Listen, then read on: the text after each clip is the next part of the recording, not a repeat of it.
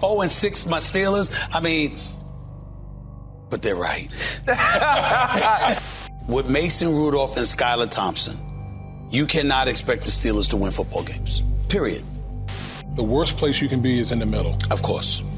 At least you would have had a quarterback you would have spent this upcoming season developing so it could be in the future, as opposed to still being out there looking for one. Hearing you talk about the Pittsburgh Steelers, because it's like how the mighty has fallen off. Yeah. Think about it. We're talking about the 6-time Super Bowl champion Pittsburgh Steelers, and we're talking about them hovering around 8-9 wins. They have not won a playoff game since 2016.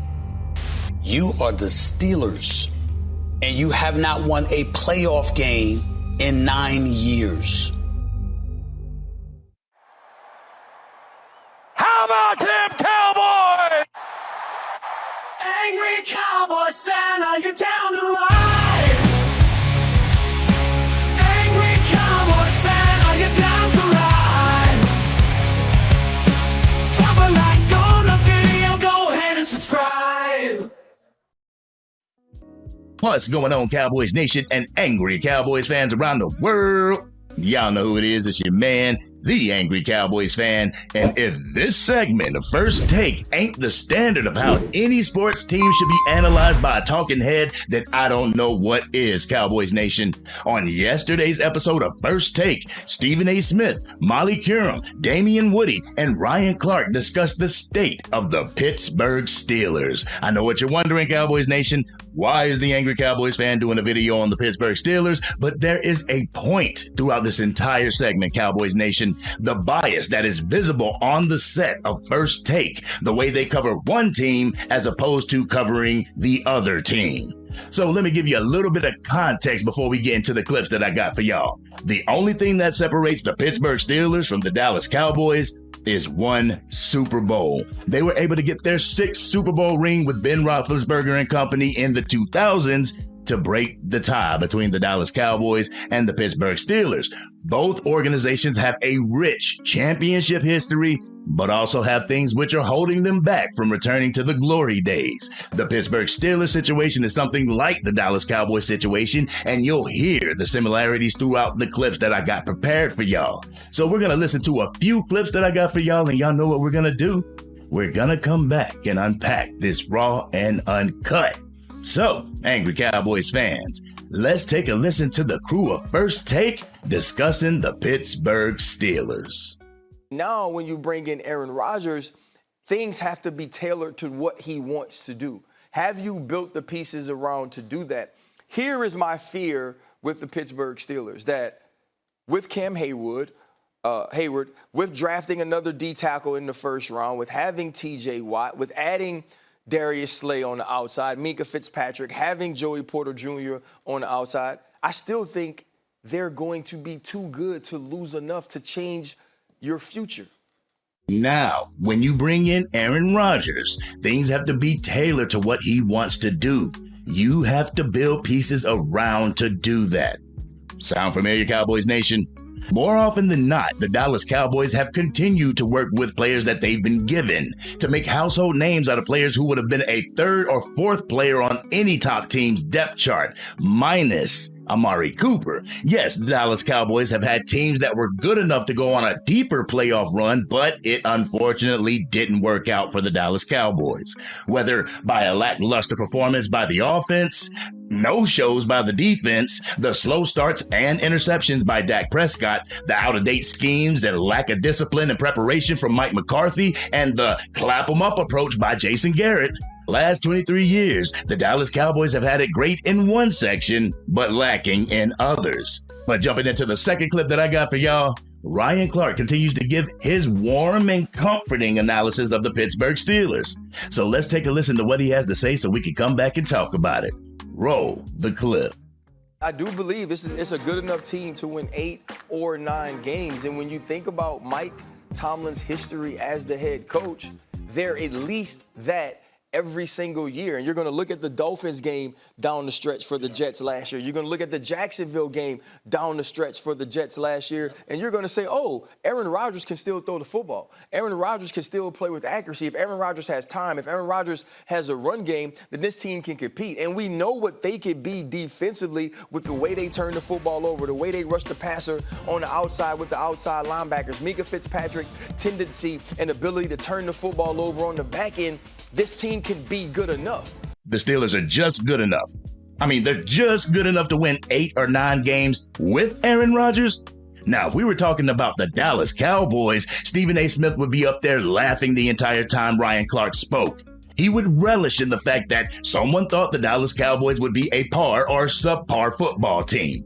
Why don't we hear all the clowning and degrading when it's not the Dallas Cowboys? Maybe because the Pittsburgh Steelers are Stephen A's team and everyone knows on the set and they're comforting him and they tiptoe around the fact that the Pittsburgh Steelers are just okay?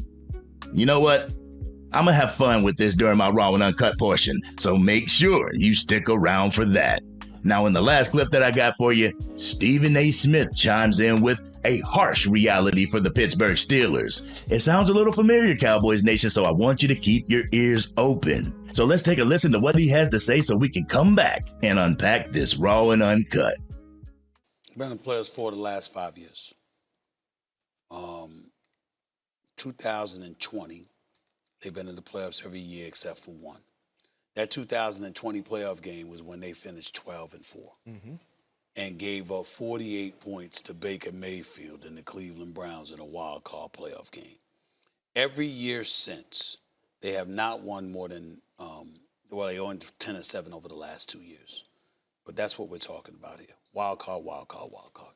That's what we're talking about, Cowboys Nation. Wild card, wild card, wild card. Hey, that sounds worse than divisional and done, right? You know what? Let's go ahead and get into it. Y'all ready for this Raw and Uncut? Y'all ready? Let's get it. Boy, if y'all could talk like this about every team, I would tune in to First Take every single morning. If you go and watch the entire segment, Cowboys Nation, you'll hear all the compassion in each talking head's diatribe. You'll hear where they felt that the team, where they went wrong and where they could get better. Something that I have been asking the talking heads to do for years. The reason why I made the Angry Cowboys Fan YouTube channel. But if you look at the Pittsburgh Steelers, they are in more of a dire situation than our Dallas Cowboys. But for some reason, our Cowboys continue to get put up against a brick wall when it comes to the talking heads over on First Take. If the roles were reversed and the Dallas Cowboys were in this type of situation that the Pittsburgh Steelers are in, Stephen A. Smith would be up there cracking jokes, laughing and making a fool out of himself while the other talking heads cheered him on. Seeing that this is his favorite NFL team, everyone's in console mode while Stephen A. commiserates about the condition of his once prominent team. Something that Cowboys Nation has been doing for years. But do I sit up here and call him names? No. Do I sit on my platform and wish nothing but bad results and cruel intentions for the Pittsburgh Steelers? No. I honestly could care less about what's going on with the Pittsburgh Steelers. Thank you for George Pickens and all, and we'll see where that takes the Dallas Cowboys. Other than that, kind of sucks to be you, don't it? But it sucks to not have a franchise quarterback. I mean, our Dallas Cowboys have lucked out for the past 2 times. We've had 2 franchise quarterbacks in a row. It sucks to only have 1 wide receiver in DK Metcalf. We only had CeeDee Lamb and was told that our wide receiver room was elite. Cowboys fans knows what it's like to question the movements of the GM in the front office. We do it every single year. But one thing that we haven't had is a stable, innovative, and modern coaching staff. We've had to deal with our owner/GM experimenting with positions by committee during his franchise quarterback's primes. And I say primes as in plural. And when the GM finally tries to build a team around his franchise quarterback, the franchise quarterback is on the other side of the hill when it comes to his prime. But Cowboys Nation has had to go through everything the Pittsburgh Steelers are currently going through now. But why isn't the Pittsburgh Steelers getting the same type of treatment and ridicule that the Dallas Cowboys get from First Take? Why the calm and somber conversations and not the over-animated Stephen A. Smith with the Cowboys hat on? Why not that? Why not the thing that the Cowboys fans are accustomed to, Stephen A.? and you say it's not personal? Well, when I listen to those clips, I could replace Mike Tomlin's name with Dak Prescott's name, and it would sound exactly how the Dallas Cowboys have been for the past few years. Mike Tomlin doesn't have a franchise quarterback, but had one legitimate wide receiver. Dak Prescott hasn't had a top-tier coach, and for the last 4 years, one legitimate wide receiver, one in CeeDee Lamb. Both Mike Tomlin and Dak Prescott expected to win it all while missing key pieces on their team. Both people taking the blame when things go wrong, but one getting the credit whenever things go right, Cowboys Nation. But the same talking heads will relish at the fact that the Dallas Cowboys can't make it out of the divisional round, but are really concerned about the Pittsburgh Steelers when they can't make it out of the wild card round. So that basically tells me that the Dallas Cowboys get that type of ridicule because we haven't secured the 6th championship. It doesn't have anything to do with making it to the championship in 30 years or being divisional and done. It's something else, Cowboys Nation. While the Dallas Cowboys have been hanging around the rim of the divisional round, the Pittsburgh Steelers have been hanging around the rim of the playoffs. But no one is as hard on them as they are for the Dallas Cowboys. You gotta make it make sense to me, Cowboys Nation. So while the talking heads on First Take commiserate about the state of the Pittsburgh Steelers, I'm gonna wish said organization the best of luck for this upcoming season. I'm not going to get on my platform and laugh at their misfortunes. I'm not going to get up here and gloat how bad the Pittsburgh Steelers look right now. I'm not going to get on here and laugh and call their fan base cockroaches and rats. I'm going to wish them the best of luck because when the NFL is at its best is when the teams are at their best. Well, Cowboys Nation, our Dallas Cowboys have a chance to prove the haters wrong while proving themselves right. The front office movements for this season may not have been the best in the league or what we were really looking for, but it's movements like we haven't seen in years. Our Dallas Cowboys team is going to have to take this opportunity and capitalize on it. While we didn't get proven workhorses from the backfield in the draft, we did acquire a workhorse at the wide receiver position in free agency via trade. The backfield is going to have to prove themselves this year. We may not have a Travion Henderson or an Ashton Genty, but we got an interior offensive line that could be able to create gaps for anybody to run through. On paper, the Dallas Cowboys look like a team that could give the reigning champion Philadelphia Eagles a run for their money, and we will see on week 1. But the one thing I'm going to need from number 4, the one thing I'm going to need him to do is to embrace his role that some fans in the fan base have given him. They want him to be Superman. They want him to be the reason why the Dallas Cowboys win. They want him to make everyone better around him on the team. I need Dak to be that guy. But I need the rest of the team to be that guy as well. Be the reason why the Dallas Cowboys win. When each player has the mindset of winning their assignment and defeating the guy that's opposite of him, said player may be the reason why the Dallas Cowboys win. Don't sit and wait for another player to make you better. Don't sit and wait for another player to make the team better. Better yourself, and the rest of the team will benefit from it. Do your job. And when you do your job, the man next to you will want to do his job, and so on and so forth. We have the tools to get some stuff done this year, Cowboys Nation. It's time for this team to go beyond where it's been. It's time for the Dallas Cowboys to go beyond divisional and done, even if the coaching staff has to do it in spite of the ownership. But this has been your man, the Angry Cowboys fan.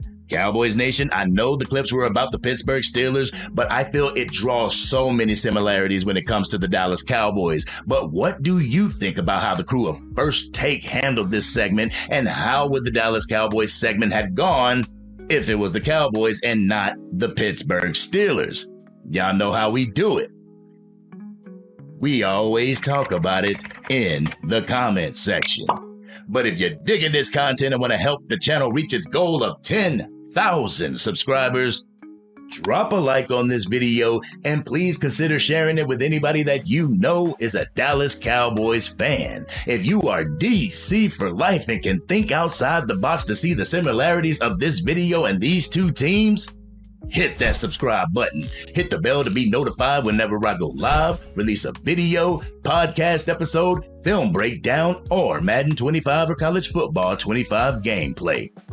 I would love for the talking heads to have this same type of energy when they're speaking about a team that they don't quite like. If you have that type of analysis for the Pittsburgh Steelers, you can have that same type of analysis for the other 31 teams in the NFL. But this has been your man, the Angry Cowboys fan, and I'm out.